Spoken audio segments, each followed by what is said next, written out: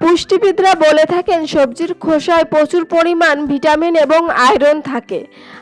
তাই আজকে আমি বানিয়ে দেখাবো খোসা সমেত কলা ভর্তা।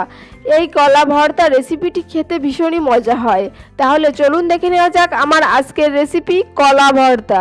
দেখুন এখানে আমি দুটো কলা ডোমো ডোমো করে কেটে নিয়েছি খোসা সমেত। এখন কলাগুলো আমি সেদ্ধ করে নেব। এখানে আমি জল দিয়ে দিয়েছি, জল দিয়ে সামান্য একটু লবণ অ্যাড করে দিয়েছি। অ্যাড করে দিয়ে ঢাকনা দিয়ে ঢেকে এখন কলাগুলো ভালো করে সেদ্ধ করে নেব।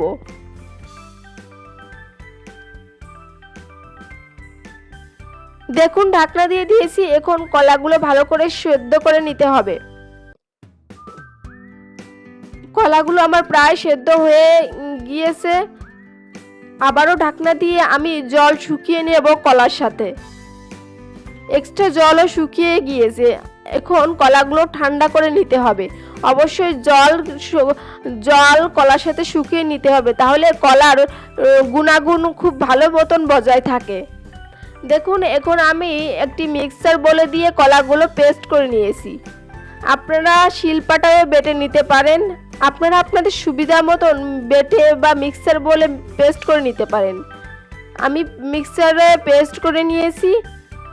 এখন আমি গ্যাসে একটা প্যান বসিয়ে দিয়ে এতে সরিষার তেল দিয়ে দিয়েছি 2 চামচের মতন। আর আগে থেকেই দুটো বড় সাইজের পেঁয়াজ কুচিয়ে রেখেছিলাম, সেই পেঁয়াজ কুচি দিয়ে দিয়েছি। দিয়ে ভালো করে একটু নাড়িয়ে চাড়িয়ে নিচ্ছি। এইভাবে একটু নাড়িয়ে চাড়িয়ে ভেজে নিয়ে এতে আমি দুটো কাঁচা লঙ্কা কুচি দিয়ে দেব। ঝালটা আপনাদের পছন্দ মতন অ্যাড করতে পারেন। দেখুন আমি দুটো কাঁচা লঙ্কা কুচি দিয়ে দিয়েছি, দিয়ে আবার একটু নাড়িয়ে চাড়িয়ে নিচ্ছি। এইভাবে কিছুক্ষণ একটু নাড়িয়ে চাড়িয়ে নিয়ে আমি এতে পরিমাণ মতো লবণ হলুদ অ্যাড করে দেব। দেখুন হলুদ গুঁড়ো দিয়ে দিয়েছি, এখন লবণও দিয়ে দিয়েছি। দিয়ে আবারও মশলা ভালো করে একটু ভেজে নিতে হবে। এইভাবে কিছুক্ষণ নাড়িয়ে চাড়িয়ে মশলা ভেজে নিয়ে আমি পেস্ট করে রাখা কলা অ্যাড করে দিয়েছি।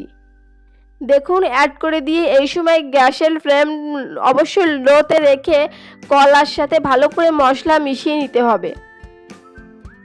আমি গ্যাসের আঁচ একদম কম করে দিয়ে এইভাবে ভালো করে কলার সাথে মশলাগুলো মিশিয়ে নিচ্ছি।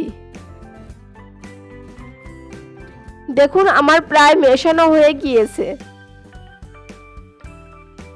আমার কলা মেশানো হয়ে গিয়েছে, এখন আমি নামিয়ে নেব। আমি নামিয়ে নিয়েছি। এখন এতে আমি দুটো শুকনো লঙ্কা অ্যাড করব। শুকনো লঙ্কা এবং একটু সরিষার তেল আর সামান্য একটু লবণ অ্যাড করে ভালো করে আবারও হাত দিয়ে মেখে নিতে হবে। মেখে পরিবেশন করলেই তৈরি হয়ে যাবে কাঁচা কলা ভর্তা। গরম ভাতের সাথে জাস্ট জমে যায়। গরম ভাতের সাথে এই কলার ভর্তাটি জাস্ট জমে যায়, খেতে অসম্ভব মজা লাগে।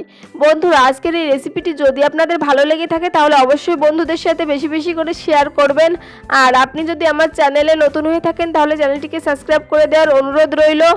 পাশে থাকা বেল আইকন অবশ্যই প্রেস করে দেবেন, এতে করে আমি যখনই কোনো নতুন ভিডিও দেবো সবার আগে পৌঁছে যাবে আপনার কাছে। ধন্যবাদ সবাইকে।